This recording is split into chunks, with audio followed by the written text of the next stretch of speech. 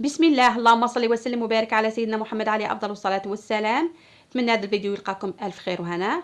نرحب بالمشتركين والمشتركات والمتتبعين والمتتبعات واللي يدخلوا معنا جدد، نقول لكم مرحبا بكم. ما تنساوش تضغطوا على زر الجرس باش يوصلكم كل جديد.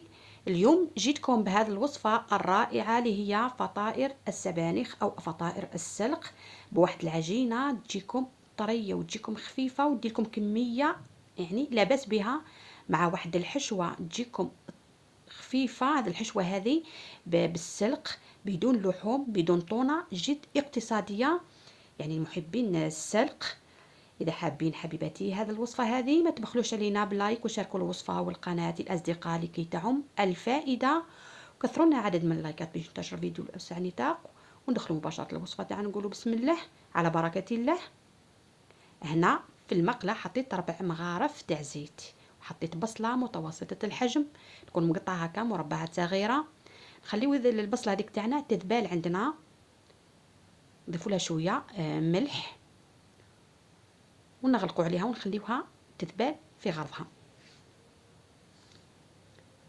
هنا بعد ما ذبلت لي البصلة تاعي راح نضيفوا سما السلق تاعنا، ربطة تاع السلق يكون مغسول مليح ونظف مليح، مقطع هكا سما قطعته هكا شويه فرقيق هكا شويه مربعات صغيره. ونخلي ديك السلق هذاك تاعي يذبان مليح. هنا بعد ما تبان لي البصله تاعي الى البصله والسلق راح نضيف 2 حبات طماطم دائما يعني مربعات صغيره.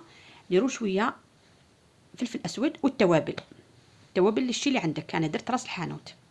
راح نضيفو هنايا 3 سنات تاع الثوم نكرازيهم، نخلطو مليح مليح ونخليهم يطيبوا. ضيفوا شويه ملح للطماطم تاعنا باش ما تجينا صامطه. هنا درت بابريكا حاره يعني اختياري اللي يحب الحار. نخليو هذيك الطماطم تاعنا طيب تماما، لازم تكرازيها هكا بالمغرف. انا بعد ما طابت لي الطماطم تاعي راح نضيفو 3 حبات تاع الجبن، جبن يعني مثلثات عادي، يعطينا ان بو غول للحشو تاعنا. وانا سبق لي وقليت البطاطا، درتها ثاني مربعات صغيره، قليت 2 حبات بطاطا كبار نضيفهم هنايا مع جبن مبشور يعني كميه معتبره. هذا هي لي زانغريديون تاع الحشو تاعي انايا، حشو اقتصادي. وهنا نضيفو في الاخير بيرسيل او معدنوس. هنا نمروا للعجينه تاعنا. انا درت 2 كيسان تاع ماء كونتياد، مغرفه تاع خميره كيمياء فوريه عفوا، ومغرفه تاع سكر. هنا درت 2 مغارف تاع حليب بودره يعتبر كمحسن، وراح نضيفو بو تاع ياغورت ناتور يعني يعطينا هشاشه لاباط تاعنا. هذه لاباط هذه تقدروا تقولوا باط ماجيك. نخلطوا شويه لو ميلونج هذا تاعنا، لو ميلونج هذا تاعنا مليح مليح. وراح نضيفوا شويه نعناع، نسمو لاباط تاعنا. درت كميه قليله تاع نعناع، يعني اللي يحب النعناع يدير، اللي ما يحبش ما كان له. انا درت بياض بيضه يكون بحراره المطبخ، والصفار نخليه نلمعوا به الفطائر تاعنا بنفس البولي درتو عمريه زيت. قلت لكم هاد لاباط هذه فريده من نوعها. راح نضيفوا 2 مغارف صغار تاع ملح، ولا لاباط هذه طيح لكم كميه كبيره يعني زاكيه. انا بعد ما درت السوائل راح نديرو دوك النواشف تاعنا. درت الكاس الاول وهذا الثاني،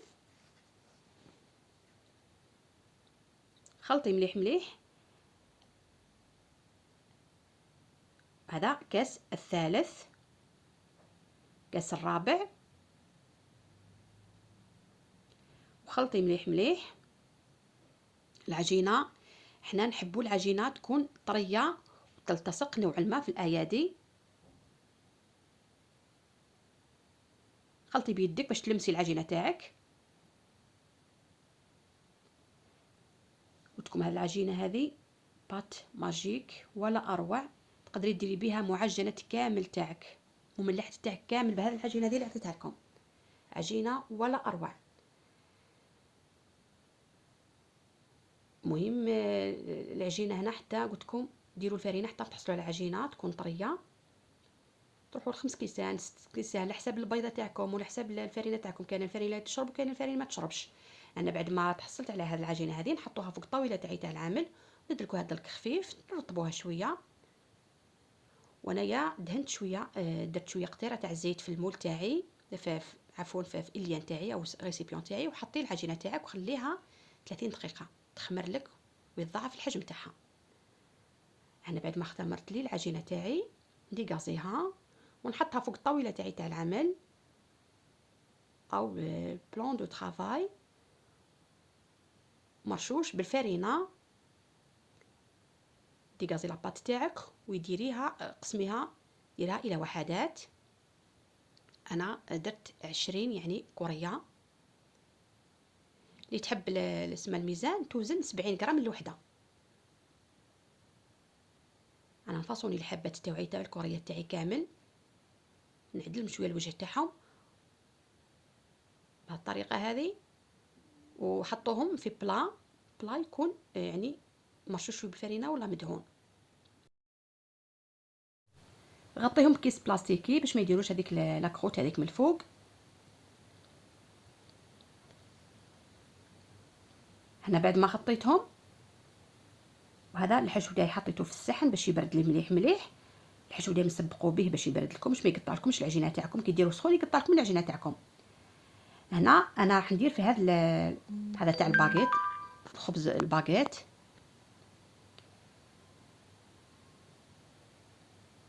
هذا البلا هذا الخاص يعني بالخبز ندهنو هكا بالزيت باش ما يلصقولكش هذوك الفطائر تاعك. كي تعطيلو هكا حقه في الزيت ما يلصقولكش الفطائر تاعك.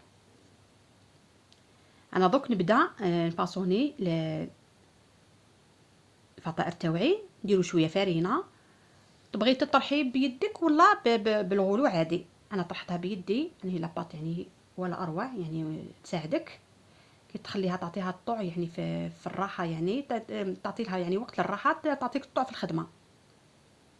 عطيوها كميه معتبره، واحد المغرفه ونص هكاك تاع الحشو، عمريهم لازم تكوني كريمه، تعمريهم مليح مليح وغلقي الفطائر تاعك مليح. وهاد الغلقه هذه حاولي ديريها لتحت بهالطريقه هذه، سويهم مليح مليح وحطيهم في هذاك البلا اللي دهنتيه. نعاود معكم وحده على السريع. هذه راح نطرحها بالغلو عادي.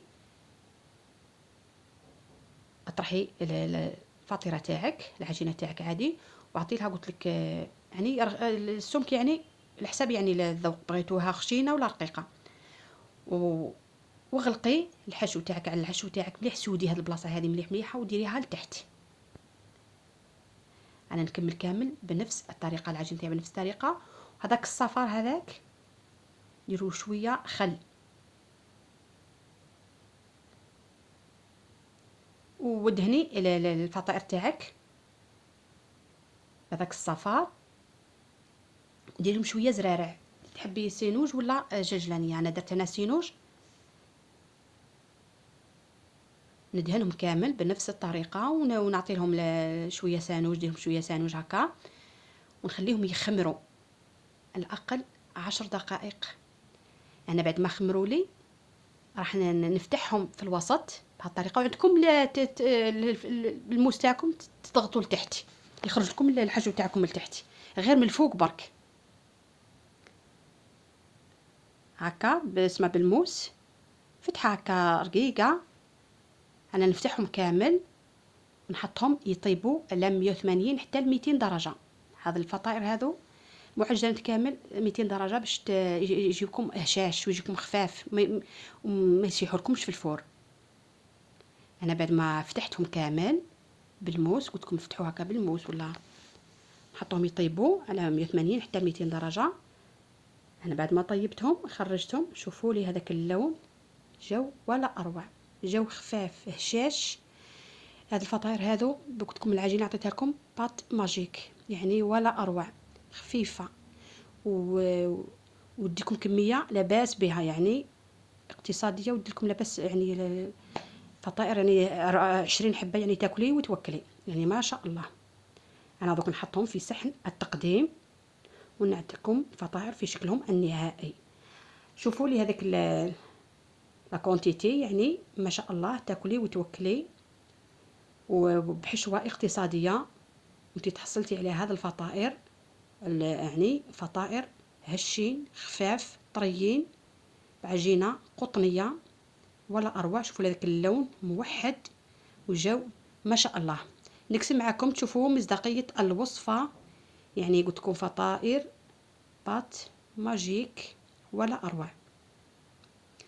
هاد العجينة هذه اللي عطيتها لكم مليحة هكا للضياف، يعني طيح لكم كمية لاباس بها، يعني تاكلي وتوكلي. ما تبخلوش علينا بلايك حبيباتي، ونقول لكم مع السلامة مع وصفة أخرى إن شاء الله. سلام.